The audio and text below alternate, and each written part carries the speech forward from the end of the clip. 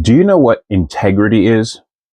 Well, according to Google, this is what it is: the quality of being honest and having strong moral principles, consistently aligning your actions with your values. That can sound a little confusing, or maybe not, but stay tuned because in this video, that's exactly what we're going to get into.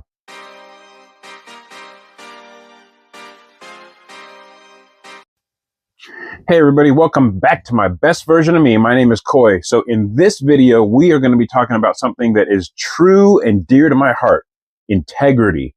Like, I really love integrity because I truly believe that integrity has gotten me to where I am today, along with a whole bunch of other things. But integrity is huge. So integrity to me, like, the best way that I can put integrity is doing the right thing when nobody is watching. What I mean by that is, like, when I used to work at Home Depot, they have, everybody's been to Home Depot, that the color of Home Depot is orange.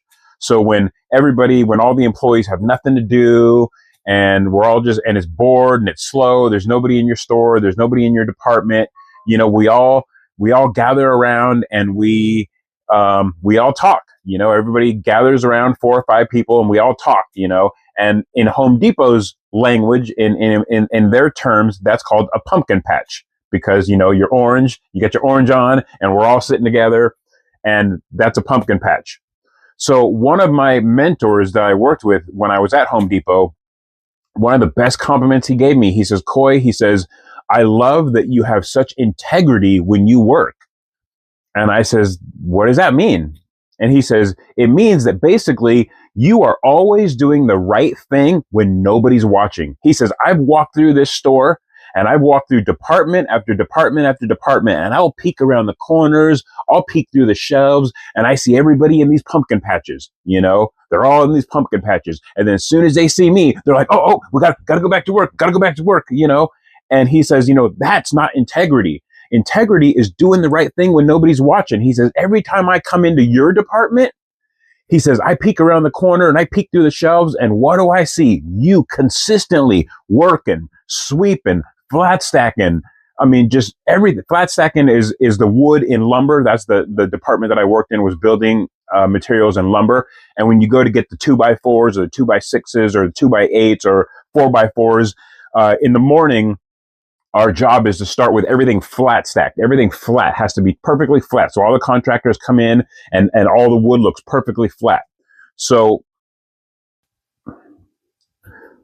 flat stacking is basically, as the day goes on and those piles of wood starts getting all rolled up into these big bundles of wood, because people go through it looking for their best pieces of wood and everything. It's our job to take all that and flat stack it again, stack it all up nice and neat and put it nice. Well, a lot of the people, what they do is they wait till the end of the night, right before closing, and then their biggest complaint is, "Oh man, it's going to take us an hour and a half to flat stack this whole department." And I used to tell all my people, I say, you know what? Instead of waiting till the end of the night, why don't you guys just flat stack throughout the whole entire day? Just flat stack it all. That way, at the end of the night, it's not a big chore. It's just a maintenance issue. All you got to do is go and flat stack just a couple pieces and you're good, versus wasting a whole hour and a half flat stacking the whole entire thing. And it takes forever. You get out of there at 1 o'clock in the morning.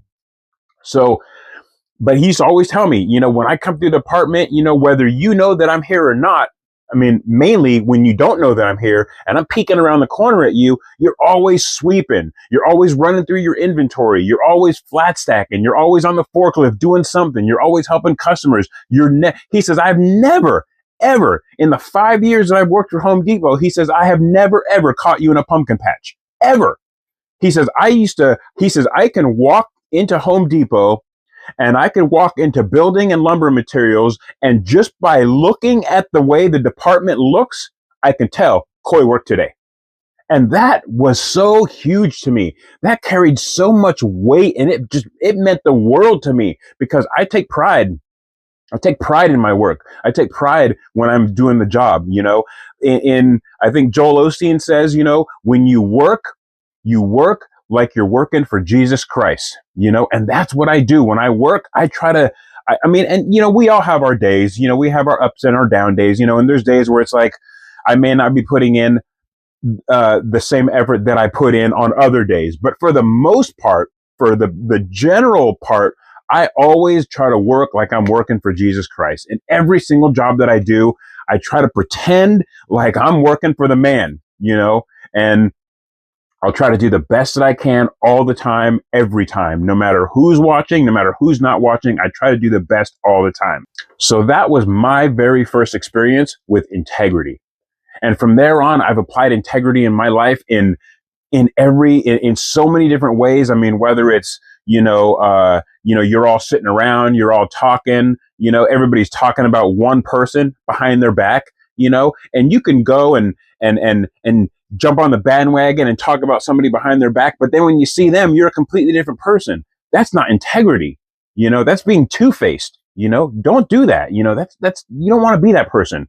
Or for example, in my life, what I can relate, what I can say that I practice, and I could throw it out there, and hopefully you guys can relate to, because that's what I try to do, is I try to share my trials and tribulations with you guys. So everybody knows that I'm a DoorDasher. I've been with DoorDash almost 7 years full time. That's my job. So when you pull up to a McDonald's, you see that they have those spots for the people that are in drive-through, where when you go through the drive-through and your order is not quite ready, they'll tell you, oh, okay, pull around to spot number 1. And then they have those other spots. There's usually 2 or 3 of them that say for mobile orders only. And those are for people that place their orders online through the app, and then they go and they can park there, and then they can run in, pick their order up. Or it's for the gig workers, for the Uber drivers and DoorDash drivers. So one of the ways that I practice integrity on an everyday basis is, if I pull into a McDonald's and I'm there to pick up an order, I will park in the mobile ordering, because I'm there to pick up an order. But if I'm on my lunch break, or if it's my day off and I pull into a McDonald's, even if that McDonald's is crowded, I pull in and it's crowded, there's no parking places anywhere. I mean, you have to park a mile away just to be able to go in there. But you know what? All of those DoorDash delivery spots are all open, and they're usually always open. It's very, very rare that you'll pull into a McDonald's and have all the DoorDash mobile spots taken up. You might have 1 or 2, but there's usually 1 or 2 available, or if not, they're all available. Well, when I pull in there on my day off or on my lunch break, even if the parking lot is packed, the last thing I do, if I'm not on a DoorDash delivery or if I'm not picking up an order, I will not park in those mobile spots or those DoorDash spots. I leave those open to the DoorDashers that are working and the other Uber drivers that are working, so they can quickly park there, run in, grab their order, and run out. They're very close to the front door, and they do that on purpose because time is money. You don't want to be parking a DoorDash driver all the way over there, take them 5 minutes to walk in, wait 2 or 3 minutes to the order, get the order, and walk 5 minutes back. I mean, that's 13 minutes already wasted when the customer is waiting. You want to get in and out as quickly as possible. So that is how I practice integrity. There's a lot of other examples of integrity, like when once upon a time when I lived in LA, I was a Domino's driver for Domino's Pizza, and my roommate and best friend was the store manager. Now there could have been a lot of days. There were some days that we pulled into work together. And there were some days where he had to be at work earlier than I did, or I had to be at work earlier than he did. There were even some days where we would both have to leave at the same time. He would leave and I would be running a little bit late. And instead of saying, hey, using my best friend, taking advantage of my best friend and taking advantage of that situation by saying, hey, you're my best friend, you're my roommate. When you get to work at 4 o'clock, just go ahead and clock me in at 4 o'clock and I'll be there at about 4:15, 4:30. That's not integrity. Integrity is just me getting there at 4:15, 4:20, 4:30, whatever it is, and clocking in at that time. Or say you work at a call center, and your job is to be on the phone from this time to this time, calling customers, all that stuff, telemarketing or whatever it is that you're doing, But then you find that, Your boss went to lunch, they went to go pick up sandwiches for everybody, or they went on a coffee run to go pick up coffee. So you're like, you know what? I'm going to call my girlfriend over in Paris, France, or I'm going to call my girlfriend over in New York, and I'm in California. I can't afford to pay for the long distance, but this company is $1 million company. They can afford to pay for the long distance. So I'm going to go ahead and make that phone call. That is not integrity. You have to do the right thing when do the right thing when nobody is watching. That is integrity. And if you do that, I mean, you may not be able to do it at first. You know, there may be a little bit of pride in there, but if you just push that to the side and just think, and you just suck it up and just do it. Just do it. It gets easier and easier and easier every time. And you know what? I can promise you is God will reward you for doing the right thing, because you may get away with something the first time or the second time and nobody sees you, but ultimately God always sees you. God sees everything you do and he rewards you accordingly. So, I mean, like, let's say you call out of work one day and you decide that, oh, I'm so sick, I can't come into work. And then you hang up the phone, you get excused from work, and then you're like, you know what? I got all this money saved up. I'm going shopping. I'm going to go hit the mall. I'm going to buy all the latest games, all the latest whatever, woo, woo, woo. And then you're like, oh yeah, my boss bought it. He bought my performance. This is awesome. Everything is working out for me. You get to the mall, and all of a sudden, that shirt you wanted that was on sale for 3 weeks in a row is no longer on sale anymore. Or that CD that you wanted to get, that favorite, whatever CD that you wanted to get was on sale for the last 5 days. And guess what? It's no longer on sale anymore. You got to pay full price for that thing, and that's because God is not going to bless you when you're doing the wrong thing. That's why that happens. God is, it's a sign. You need to watch the signs. And that's something that I do in my life is I pay attention to the signs. And if you're trying to be shady and you're not trying to practice integrity, don't expect God to be on your side.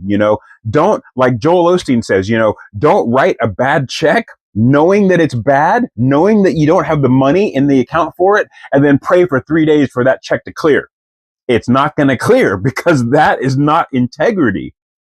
So all I'm saying is just do the right thing when nobody's watching. And I promise you, God will reward you for that. Like, that is the best way to live. I mean, I really wouldn't want to live a shady life like that anyway. Even when I was in active drug addiction. Now, a lot of people that did wrong, that were in active drug addiction, they'll use that as a crutch or use that as an excuse. Well, I was on drugs. And I've even done that, but not when it comes to integrity. A lot of people said, oh man, when I was on drugs, I was constantly robbing people, stealing from people, doing this and doing that. And I guess, my parents taught me when I was a kid, right from wrong. So even when I was on drugs, I still knew right from wrong. Now, don't get me wrong. Something I will admit is I did a little shoplifting. From Walmart, a few times. And I asked when I was in NA, before I found, Joel and all that, before I was a born again Christian, when I was in NA, I asked my sponsor, I said, hey, look, I really want to do the right thing. I shoplifted a lot from Walmart, but I don't feel like I can go back to Walmart and say, hey, I used to shoplift here all the time, but I'm a changed man. How can I make that up to you guys? My sponsor laughed at me and he says, yeah, Coy, I appreciate where you're coming from, but yeah, you don't want to do that. You're going to end up in jail. But what he did say is what you do now is you make sure that you do all of your shopping at Walmart. That's how you repay Walmart. That's how you practice your integrity, is you go back there and you pay for everything, whether it's full price or whether it's on sale. You pay for it. You do all your shopping there. So yes, I do most of my shopping at Walmart because of that. So that's all I'm trying to say to you guys, is just make sure that you're doing the right thing when nobody's watching. Make sure that you're practicing integrity. Make sure that, I just hope that, you guys are learning from these videos. And I hope that this video has really taught you guys something about integrity, and if this video has, if this video has spoken out to you, if it's, you know, made you think and it made you want to start practicing your integrity, like the video. And if you, you know, really want to, subscribe to the video. That way we can all grow together one step at a time. That's all I want to do, is help everybody grow one step at a time. It helps me and it helps you guys. Thank you so much for watching. My name is Coy with My Best Version of Me. God bless you guys, and I wish you guys the very best in your journeys and your travels. Love you guys, and I'll see you in the next video.